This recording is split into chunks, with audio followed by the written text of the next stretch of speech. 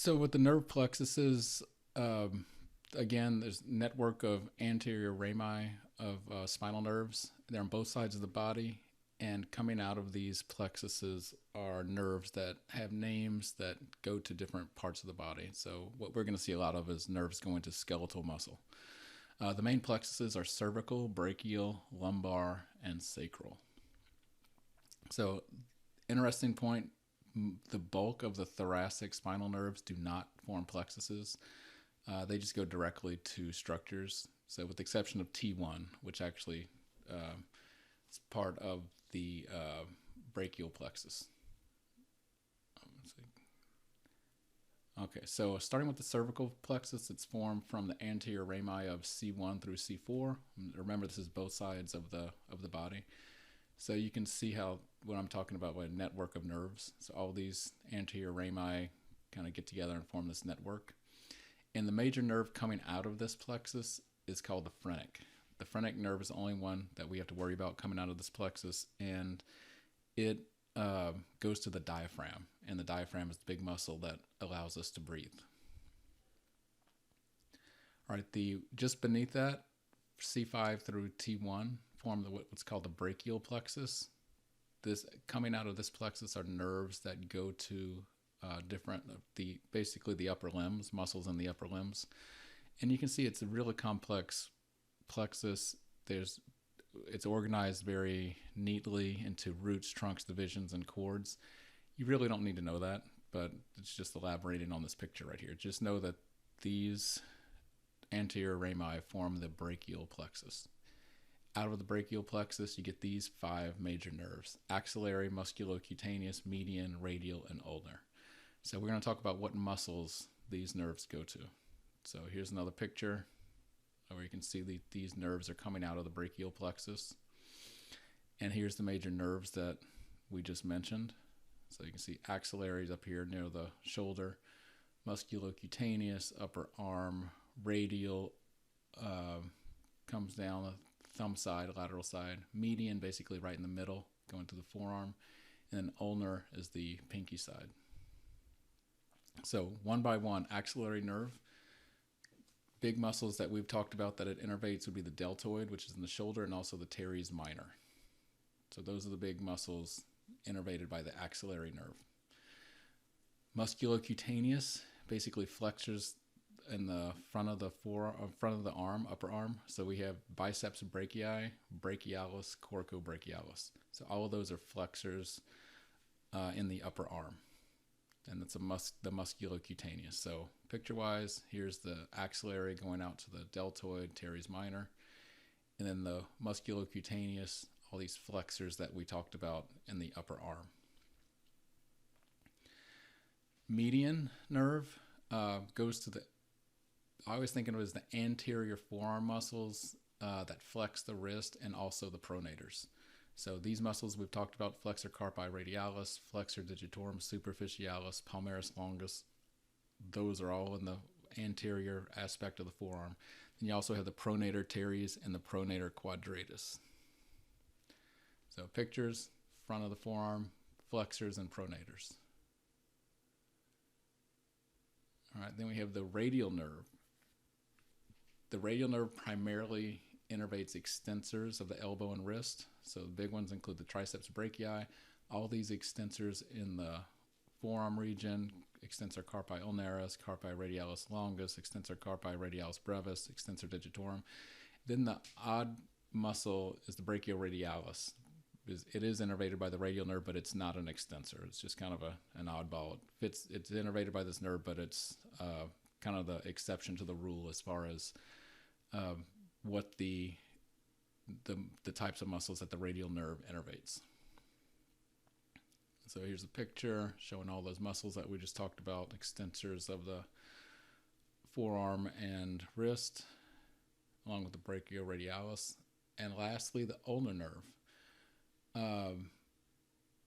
Flexors of the wrist specifically on the medial side, because remember, ulnar refers to basically the small finger or pinky side of the arm. The only muscle that we've really talked about that it innervates is flexor carpi ulnaris. And so another interesting fact about the ulnar nerve is that it runs right over the medial epicondyle of your elbow. And so if you ever hit the inside of your elbow on something and you get that weird sensation, you say you hit your funny bone, that's because you compress the ulnar nerve. All right, so picture-wise, here it is. All right, so moving on, that was like the most complex plexus that we're going to go through. So after that, it's a little bit easier. We have the lumbar plexus from L1 through L4. Two major nerves come off of it, femoral and obturator.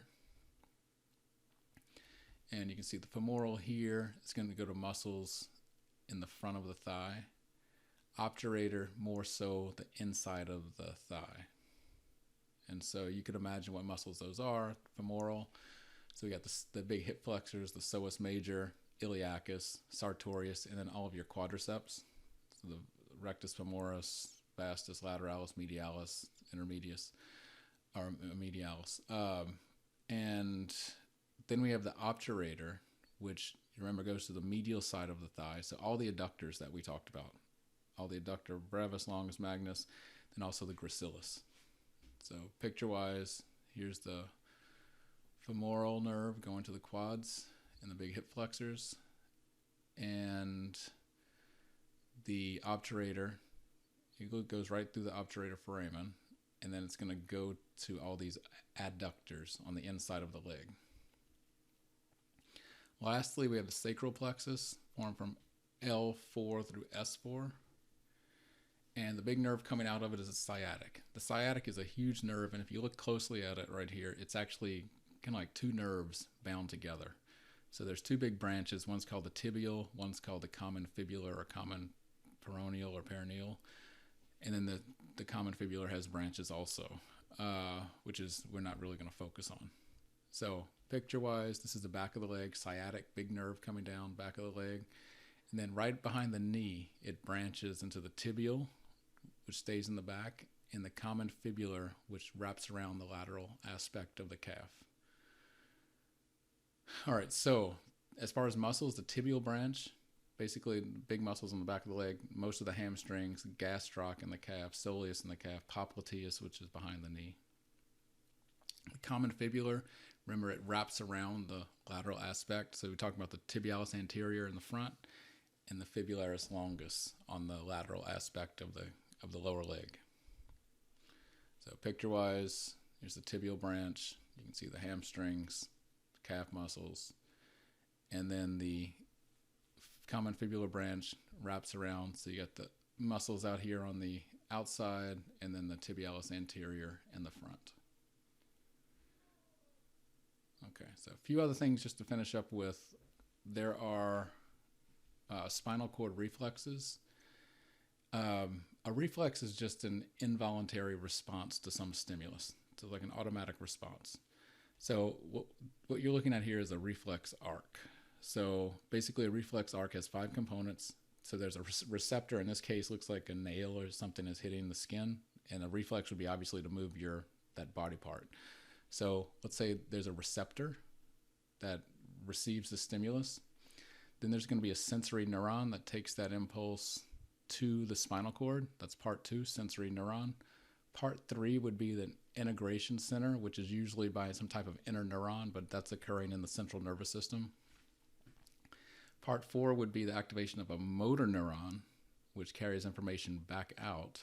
And then part 5 would be whatever is going to cause the response. In this case, it's an arm muscle that's going to move your hand. So let's say you put your hand on a hot stove and reflexively you take it off without even thinking about it. All those things happened that quick. So there was a receptor, there was a sensory neuron, there's an integration center, motor neuron, and then the muscle that actually moved the limb away.